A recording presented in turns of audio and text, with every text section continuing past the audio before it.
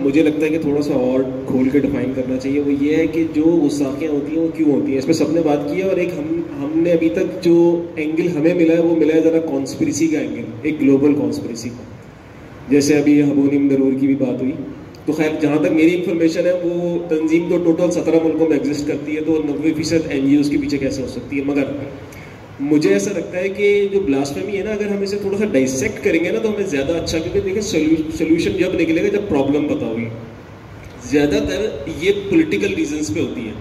اسلام اور Islamic civilisation کے حساب سے بھی بہت سے لوگ سوچتے ہوں گے, مگر ہر کوئی نہیں سوچتا. میں تھوڑا ہسٹری سے شروع کرتا ہوں اور پھر ہم کنٹمپرری ایشو پہ آتے ہیں. ایک انسیڈنٹ ہے ہسٹری کا جس کو ہسٹورینز نے مارٹرز آف کارڈوبا کے نام سے لکھا ہوا ہے. ہم اسے مارٹرز نہیں کہیں گے, ہم اسے گستاخ کہیں گے, کارڈوبا کے گستاخ. یہ انسیڈنٹ کیا تھا کہ جب اسپین میں مسلمانوں کی حکومت تھی, تو کیونکہ ماحول بڑا کھلا ڈلا تھا, اور ایک تو یہ تھا کہ ویلتھ بھی بہت تھی اس سوسائٹی کے اندر, نالج بھی بہت تھی, تو باقی جو لوگ وہاں رہتے تھے, یہودی عیسائی, وہ مسلمانوں سے بہت انسپائر ہوتے تھے اور بہت تیزی سے اسلام قبول کر رہے تھے. تو کرسچن مشنریز کے سامنے یہ مسئلہ تھا کہ یا تو وہ اپنی آنکھوں کے سامنے عیسائیت کو پوری طرح سے ختم ہوتے ہوئے دیکھیں یا اس کے لیے کچھ کریں. تو سولوشن یہ تھا کہ مسلمان اور عیسائی کیونکہ مل جل کے رہ رہے ہیں, ان میں کوئی ٹینشن ہی نہیں ہے, تو مسلمانوں کے پاس یہ اپرچونٹی ہے کہ وہ اپنا ریلیجن عیسائیوں تک پہنچا سکیں اور پھر وہ قبول کر لیتے ہیں. تو ان کے درمیان اتنی ٹینشن کریٹ کر دی جائے کہ یہ ایک دوسرے کی شکل بھی نہ دیکھیں. تو اس کا طریقہ انہوں نے یہ نکالا کہ وہ کوئی ایک پادری اٹھ کے آتا تھا مسجد کے سامنے آ کر, اور وہ کھلے عام جو ہے نبی پاک صلی اللہ علیہ وسلم کی شان میں, اللہ تبارک و تعالیٰ کی شان میں کھلے عام عوام کے سامنے گستاخی کرتا تھا. اوبیسلی مسلمانوں کے پاس کوئی راستہ نہیں تھا, مسلمان اسے ایگزیکیوٹ کر دیتے تھے. تو یہ طریقہ انہوں نے اپنایا تاکہ دونوں سوسائٹیز کے درمیان رفٹ کریٹ کیا جائے. مگر کیونکہ اس زمانے کے مسلمانوں کا جو طریقہ کار تھا وہ تھوڑا ڈفرینٹ تھا, تو اس وقت کی جو گورنمنٹ تھی اور وہاں کے جو مالکی امام تھے, انہوں نے بڑا مائلڈ انداز میں اس کو ہینڈل کیا. اس کو کبھی بھی وہ بہت اگریسو نہیں ہوئے کرسچن کمیونٹی کے خلاف, کیونکہ انہیں اندازہ تھا کہ کرنا کیا چاہ رہا ہے. اب آپ اگر کرنٹ ایشو کو دیکھیں, فرانس کو دیکھ لیں, ابھی سب سے زیادہ جو خطرناک ملک بنا وہ فرانس بنا پچھلے کچھ سالوں میں. 2014 کا ایک سروے میں دیکھ رہا تھا کہ یورپ کے جتنے میجر ملک ہیں ان میں سب سے فیوریبل اوپینین مسلمانوں کے بارے میں فرانس میں تھا. 72% فرانس کے لوگوں کا مسلمانوں کے بارے میں فیوریبل اوپینین تھا.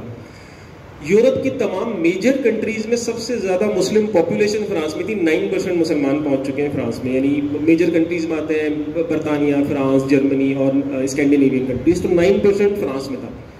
جہاں آپ 10-15% کراس کرتے ہو تو آپ کی ایک پولیٹیکل ریلیونس بننے لگتی ہے, اور 25% کے بعد ڈیموکریسی میں آپ پولیٹیکل مجبوری بن جاتے ہو, آپ کے بغیر گورنمنٹ نہیں بنتی. ایک ایسی سوسائٹی میں جہاں لوگ بچے پیدا نہیں کرتے, اور مسلمان تو ہر جگہ جا بھی جاتے ہیں ماشاء اللہ. ہمارے یہاں ہے کہ ہماری تو پاپولیشن گرو کرتی ہے, تو ان کے لیے یہ ضروری ہے کہ وہ ایک ایسا ماحول کریٹ کریں کہ مسلمان یورپ کو چھوڑ کر بھاگے, اور بہت سے مسلمان ان حالات کے بعد گئے بھی ہیں.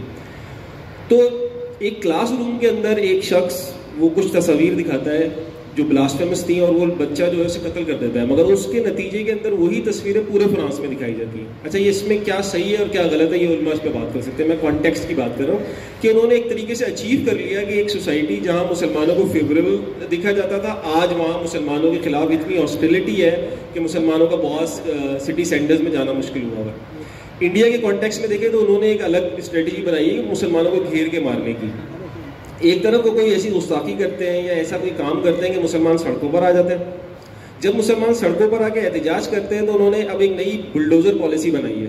جو مسلمان احتجاج کرتا ہے اس کا جا کے گھر مسمار کر دیتے ہیں, تو مسلمان کیش 22 میں پھنسے ہوئے ہیں. یعنی یہ ایک ٹول بن گیا ہے جو نان مسلمس کے پاس ہے. انہیں پتہ ہے کہ جب بھی آپ گستاخی کرو گے تو مسلمانوں کا حال یہ ہے کہ دیکھیں جسم میں جتنی بھی بیماریاں ہوتی ہیں نا, ان سب کی مینیفیسٹیشن درد سے ہی ہوتی ہے.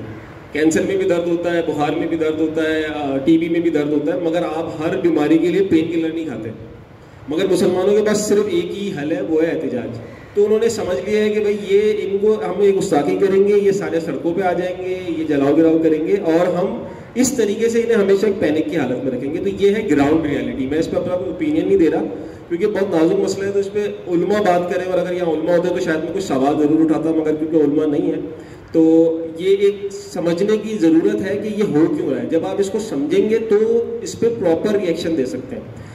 دوسرا ایک چیز جو, اور وہ بھی کیونکہ یہاں ڈسکس نہیں ہوئی تو میں اس پہ بھی بات کر لیتا ہوں, کہ جو روکنے کے جتنے بھی طریقے کار ہیں نا, ان میں سے ایک ہے جس پہ عمومی طور پہ بھی مسلمانوں میں جو دینی سرکلز ہیں اس پہ بات نہیں ہوتی, وہ ہے ویلتھ اور اسٹرینتھ.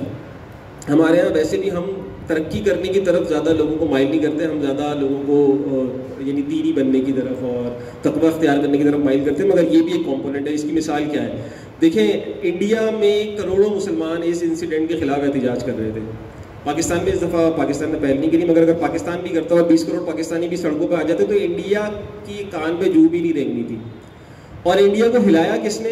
چھوٹے چھوٹے ملک ہیں یہ, قطر, کویت, بحرین, یہ چھوٹے چھوٹے ملک ہیں, ان کی پاپولیشن کچھ نہیں ہے, بلکہ قطر اور UAE میں تو انڈینز کی اکثریت ہے, مطلب وہاں تو ان کی اپنی پاپولیشن کم ہے, انڈینز زیادہ ہیں, مگر کیونکہ ان کے پاس اکنامک پاور ہے. تو جب تک مسلمانوں کے پاس اکنامک پاور نہیں ہوگی تو یہ بہت سے مسائل جو ہے نا, وہ ہر چیز آج کا جو نئی دنیا ہے نا, اس میں ہر کام میدان جنگ میں نہیں ہوتا, بلکہ زیادہ تر کام جو ہے نا وہ آپ لوگوں کی معیشت کو کنٹرول کر کے کرتے ہو. اصل گیم یہ ہے. اس کی ایک میں مثال دیتا ہوں آپ کو. بلاسفیمی تو ایک بہت کنٹروورشل اور کنٹینشیس ایشو ہے پوری دنیا میں, اس میں دونوں سائڈز ہیں.